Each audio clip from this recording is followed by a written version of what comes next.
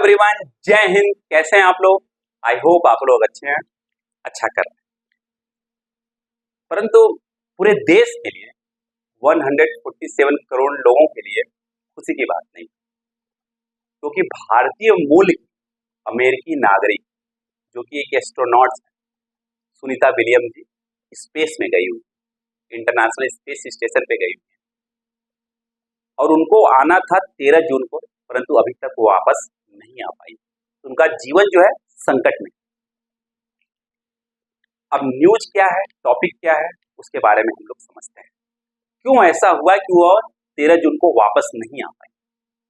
क्यों आना था 13 जून को, परंतु आज हो गया 5 जुलाई, क्यों नहीं आ पाई? नासा की क्या गड़बड़ी?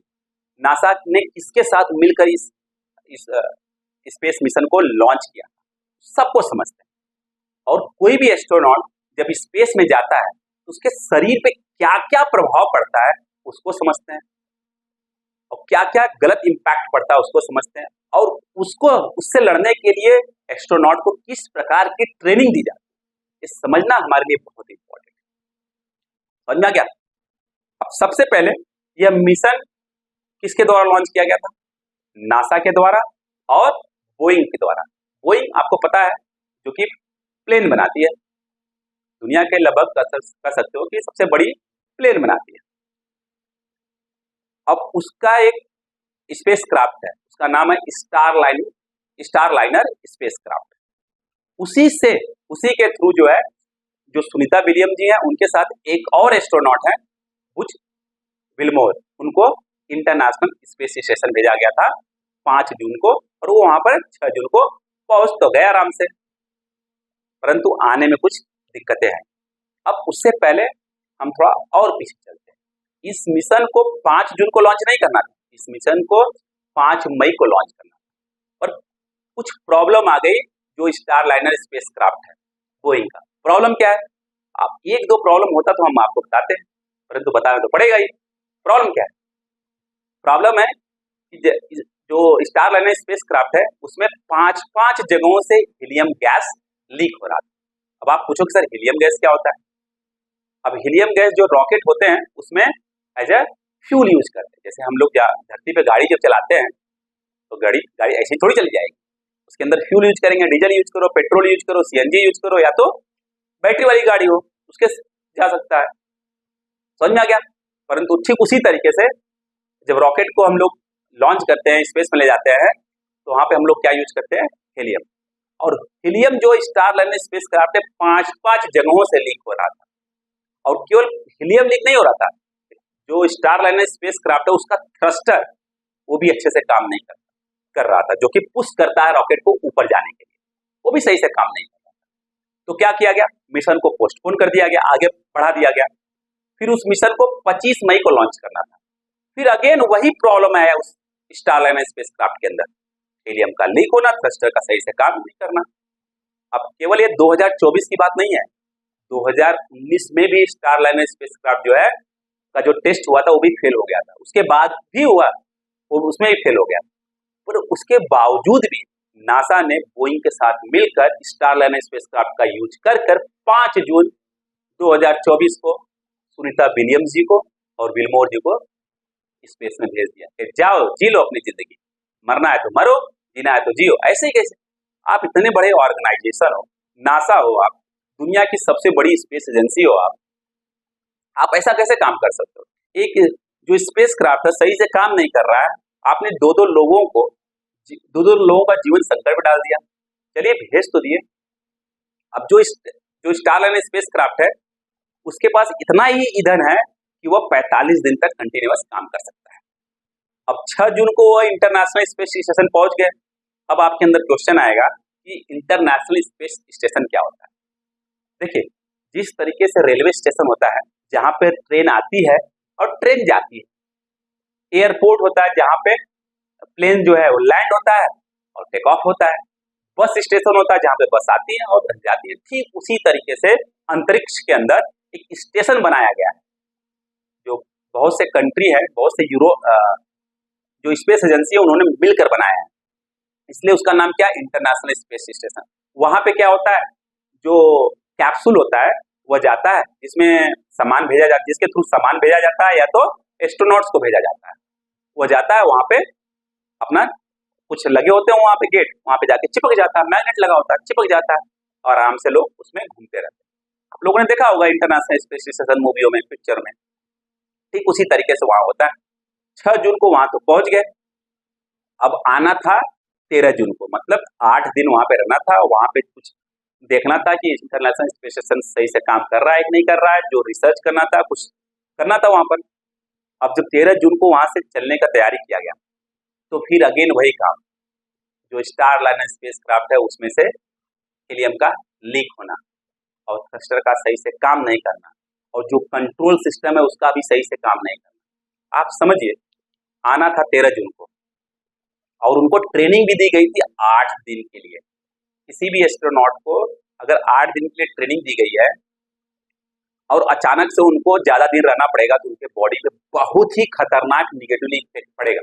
अब देखते हैं क्या पड़ेगा, उसको समझते हैं। परंतु उनको आना था 13 जून को, परंतु ये सब प्रॉब्लम के कारण क्या हुआ, आगे टल गया। प्रॉब्लम क्या हुआ, वही हीलियम का लीक होना और थ्रस्टर का काम सही से नहीं करना और जो कंट्रोल सिस्टम है, जो पूरे स्टार लाइनर स्पेसक्राफ्ट को कंट्रोल करेगा, जो धरती पे लाते वक्त वो सही से देखेगा कि हाँ धरती पे किस डायरेक्शन में जा रहा है, कहाँ पे लैंड करना, सब कुछ खराब हो गया था। अब उसके कारण मिशन हो गया, मतलब जो लैंडिंग थी वो हो गया पोस्टपोन। देखिए, आना था 13 जून को और आज हो गया क्या, 5 जुलाई। और मैक्सिमम स्टार लाइनर जो स्पेस क्राफ्ट है वो कितने दिन तक रह सकता है, 45 दिन तक। आज हो गया कितना दिन, 5 जून को लॉन्च हुआ था, 5 जुलाई हो गया, 31 दिन हो गया, 31 डेज हो गया। अब केवल और केवल 13 से 14 दिन उसके पास ऑयल मतलब गैस है। अब कुछ तो लीक हो गए होंगे, अब पता नहीं एक्चुअली कि 13 से 14 दिन तक रह पाएगा कि 8 से 9 दिन रहेगा, पता नहीं। अब देखते हैं क्या होता है भविष्य में। उससे पहले समझते हैं कि जब कोई एस्ट्रोनॉट्स ऊपर जाते हैं उनके शरीर पे क्या क्या इम्पैक्ट पड़ता है। सबसे पहली बात आपको पता है कि जब हमारा जो शरीर है भगवान ने कैसा बनाया है, धरती पर रहने के लिए बनाया है। हमारा जो शरीर है पूरा धरती पर रहने के लिए बनाया है, स्पेस पर रहने के लिए बनाया नहीं है। परंतु पूरे विश्व के कल्याण के लिए हम लोगों को रिसर्च करने पड़ते हैं, जानकारी लेनी पड़ती है, इसलिए समय समय पर एस्ट्रोनॉट्स को स्पेस में भेजने पड़ते हैं। तो उसी तरीके से उनको ट्रेनिंग भी दी जाती है। परंतु स्पेस में क्या नहीं होता है, ग्रेविटी नहीं होता है, गुरुत्वाकर्षण नहीं होता। और गुरुत्वाकर्षण का रोल हमारे जीवन में बहुत ज्यादा है। एक एक करके समझते हैं कि ग्रेविटी के कमी के कारण हमारे शरीर पे क्या इम्पैक्ट पड़ता है और उससे लड़ने के लिए हमें क्या ट्रेनिंग दी जाती है, मतलब एस्ट्रोनॉट्स को क्या क्या ट्रेनिंग दी जाती है, उसको समझते हैं। उसको समझने से पहले आप ये समझिए कि रॉकेट जो है ऊपर कैसे जाता है। आपको पता है, जब बलून में, गुब्बारे में हम जो हवा भरते हैं और गुब्बारे को अगर आप ऐसे छोड़ दीजिए तो क्या होता है, गैस पीछे निकल जाता है और गुब्बारा दूसरी जाने जाता है, मतलब अपोजिट डायरेक्शन में जाता है। जितने तेज से गैस पीछे जाएगा उतने तेज से गुब्बारा आगे जाएगा। ठीक वही कॉन्सेप्ट यूज होता है रॉकेट के अंदर। रॉकेट का जो इंजन होता है, जितने तेजी से गैस को नीचे की तरफ पुश करेगा उतने ही तेजी से रॉकेट ऊपर जाएगा और रॉकेट जो है, जो कैप्सूल है जिसमें एस्ट्रोनॉट बैठ के जाते हैं उसको लेकर ऊपर जाएगा। बात समझ में आएगी अच्छे से। अब हम समझते हैं कि जब एस्ट्रोनॉट्स ऊपर जाते हैं, अंतरिक्ष में जाते हैं, तो उनके शरीर पर गुरुत्वाकर्षण की कमी के कारण क्या क्या इम्पैक्ट पड़ता है। एक एक चीज को समझेंगे तब समझ में आएगा। समझ में आ गया। सबसे पहले फ्लूइड इम्बैलेंस।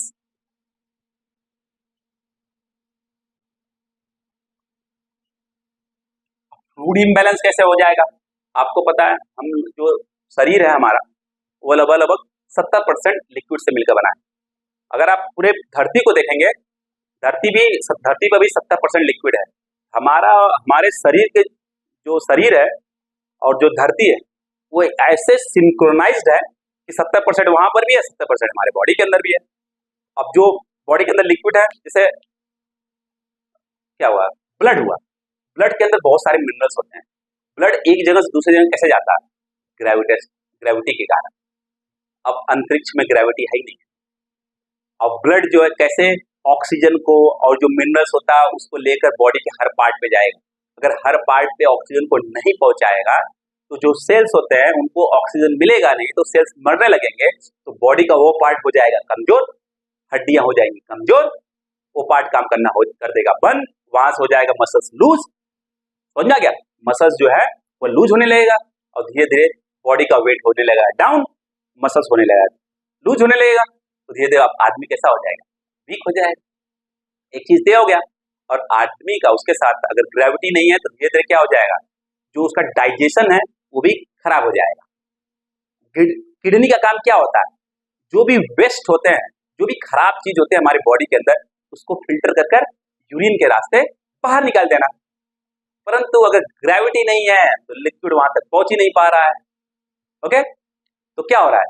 तो जो किडनी वो सही से काम नहीं कर रहा है, तो किडनी में क्या इकट्ठा होना शुरू हो जा रहा है? जो सॉलिड पार्ट्स है, जो कैल्शियम है, वो लिक्विड में किडनी के अंदर स्टोर होना शुरू हो जा रहा है। तो किडनी में कौन सी प्रॉब्लम आ जा रही है? किडनी स्टोन की प्रॉब्लम आ जा रही है। किडनी स्टोन में कितना दर्द होता है आप लोगों को पता ही है। बॉडी मसल्स अचानक से लूज होने लगेगा तो कितना दर्द होगा आप लोगों को पता ही है। और इम्यून सिस्टम जो है हमारा इम्बैलेंस हो जाता है, इम्यून सिस्टम ही प्रॉपर तरीके से काम नहीं करता, जो हमारा मेटाबॉलिज्म है वो प्रॉपर तरीके से काम नहीं करता। ये सब तो कमियां आ रही हैं, इन कमियों से लड़ने के लिए ही उनको प्रॉपर तरीके से ट्रेनिंग दी जाती है। जैसे सुनीता विलियम जी और विल्मोर जी जब इंटरनेशनल स्पेस स्टेशन में जाने वाले थे, उससे 2 सप्ताह पहले उनको ऐसे इन्वायरमेंट में रखा गया है जैसे वो क्या हो, एक तरीके से स्पेस हो, मतलब वो क्वारंटाइन, वो किसी से मिलना जुलना कुछ नहीं, वो एक तरीके से इस तरीके से लाइफ जी रहे थे जिस तरीके से कि वो स्पेस के अंदर रह रहा हो। मतलब 2 सप्ताह पहले से ही वो ऐसे इन्वायरमेंट में रहे, मेंटली किस तरीके से अपने आप को ट्रेन कर रहे हैं।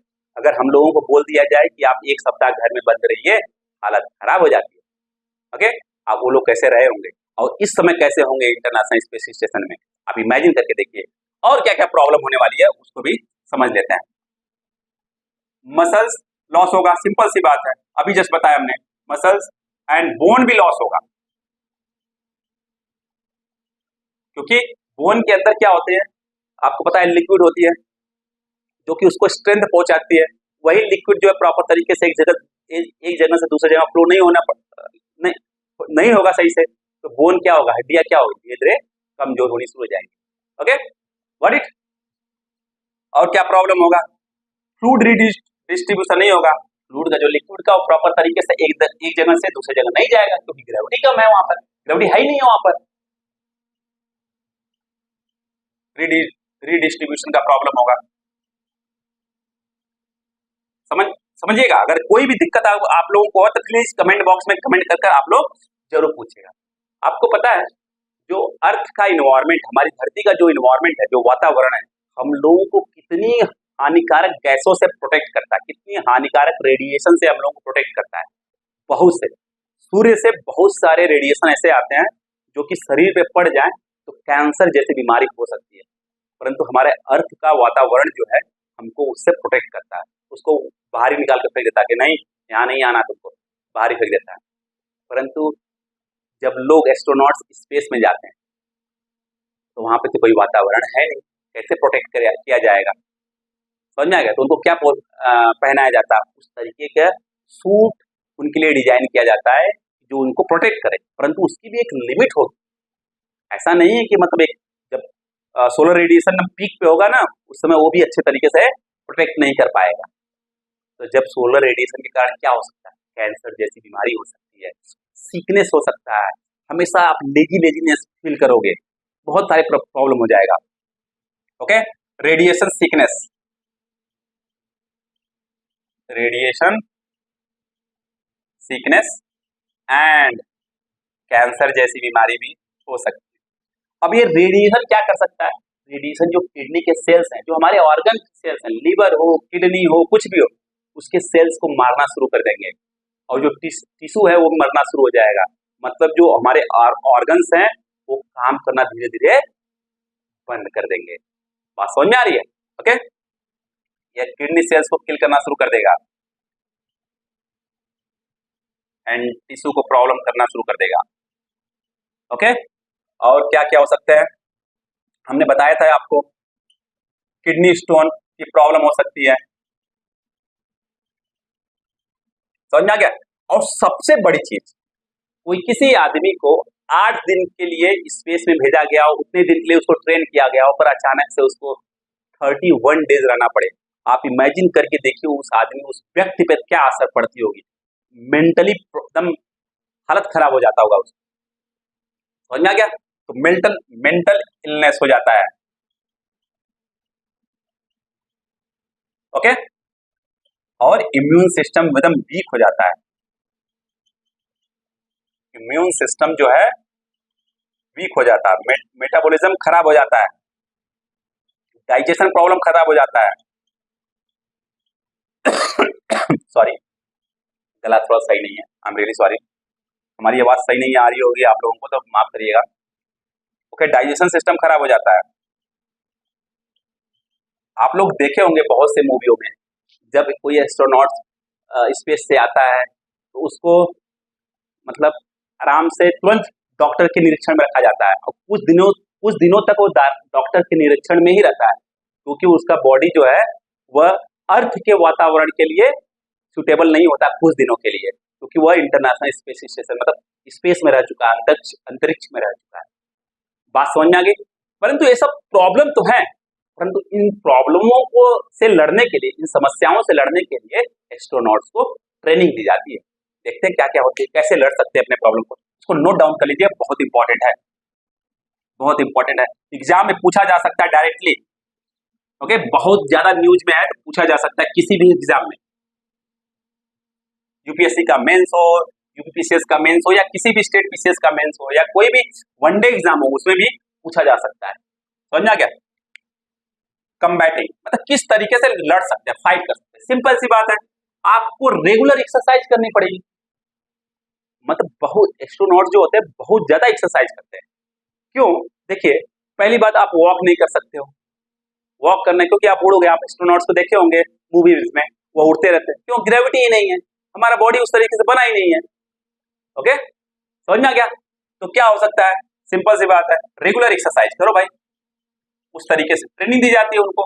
ऐसे इंस्ट्रूमेंट्स रखे जाते हैं उसके अंदर, क्या नाम है, इंटरनेशनल स्पेस स्टेशन के अंदर। आज जिस कैप्सूल से आप जा रहे हो उसके अंदर ऐसे प्रकार के इंस्ट्रूमेंट्स रखे जाते हैं कि आप प्रॉपर तरीके से ट्रेनिंग करते रहो, जिससे कि आपकी बॉडी पे इन सब चीजों का कम असर पड़े। पर असर तो पड़ेगा ही पड़ेगा, क्योंकि आपका बॉडी जो है अर्थ के एनवायरमेंट पे रहने के लिए बना है, स्पेस में रहने के लिए नहीं बना। परंतु आप रिसर्च करने के लिए जाओगे भाई। एक्सरसाइज और सिंपल सा डाइट प्लान। डाइट आपको दम खतरनाक रखनी पड़ेगी। ओके, डाइट प्लान, कौन सी ऐसी चीज खानी है जो प्रॉपर तरीके से डाइजेस्ट हो सके, उस तरीके से क्या खाना है, कितने समय पे खाना है, जिससे कि आपका इम्यून सिस्टम स्ट्रांग रहे, मेटाबॉलिज्म भी सही रहे, आपका जो हड्डियां जो वीक हो रही है वो सही से मतलब वीक ना हो, आपका मसल्स जो है वो डाउन ना हो। तो एक्सरसाइज से नहीं होगा कि आप एक्सरसाइज कर रहे हो आपके मसल्स जो है वो लूज नहीं हो रहे हैं। आपको उसके साथ साथ प्रॉपर तरीके से डाइट भी लेनी पड़ेगी।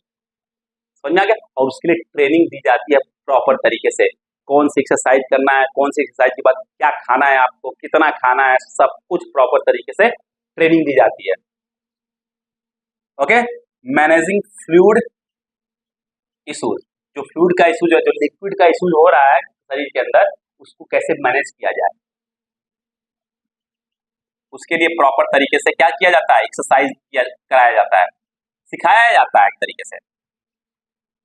रेडिएशन हो रहा है स्पेस में, उससे कैसे बचा जाए,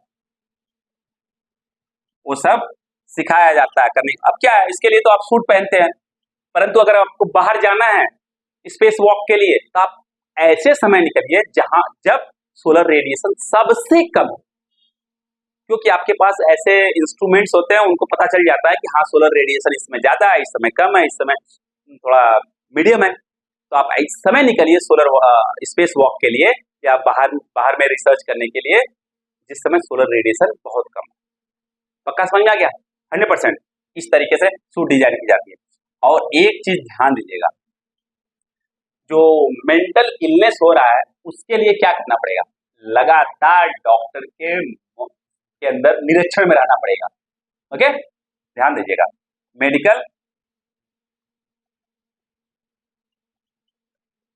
मेडिकल मॉनिटरिंग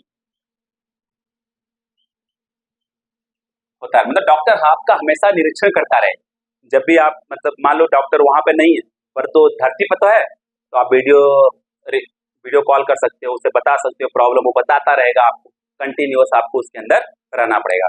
जो साइकोलॉजिकल प्रॉब्लम होती है आपको ऐसे डॉक्टर से भी ट्रीटमेंट लेते रहना पड़ेगा। और सबसे बेस्ट सोल्यूशन क्या होता है मेंटल प्रॉब्लम के लिए, आपको अपने फैमिली से और जो दोस्त होते हैं उनसे लगातार आपको बात करते रहना पड़ेगा।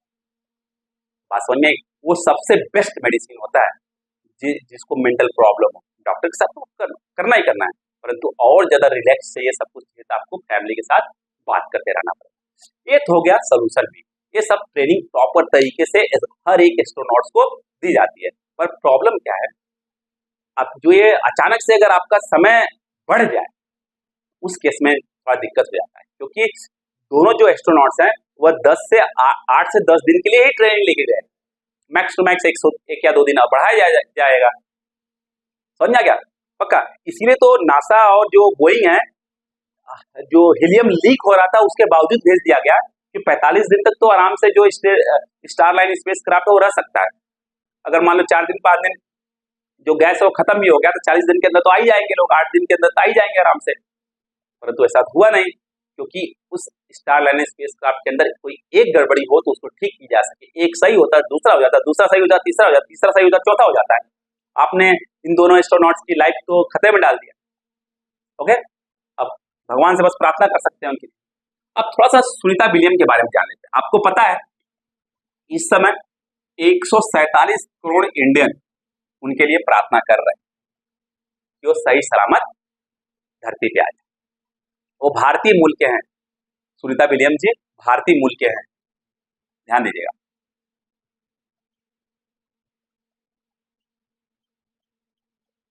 इनके पिताजी का नाम है दीपक पांड्या। वह 1958 में गांधीनगर, जो गुजरात में है, गांधीनगर से अमेरिका में गए थे। ओके, 1958 में, ध्यान दीजिएगा। और सुनीता विलियम जी का जन्म कब हुआ था? 1965 में हुआ था। और सुनीता विलियम जी 1987 में यूएस नवल अकेडमी से ग्रेजुएट हैं। फिर 1998 में ये एस्ट्रोनॉट्स बनती हैं नासा में।